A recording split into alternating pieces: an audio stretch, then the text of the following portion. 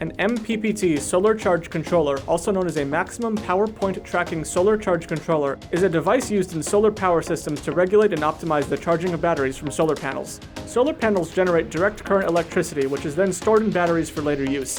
The amount of power generated by solar panels can vary depending on factors such as sunlight, intensity, temperature, and shading.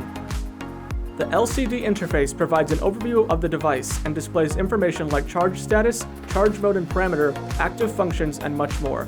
The function keys Set, Up, Down, and Escape allow you to change different settings and parameters such as the battery type and charging voltage states.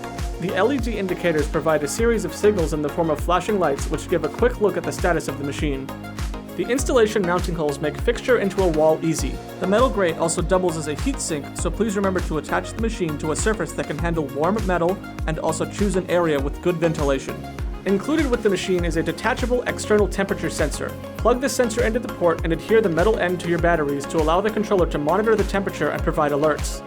Next are the terminals: solar to connect your solar panels, battery to connect external batteries, and DC load, the general output for direct current powered devices. For more information, please check the manual for a more detailed explanation of the various components and their functionalities. It's a quick read.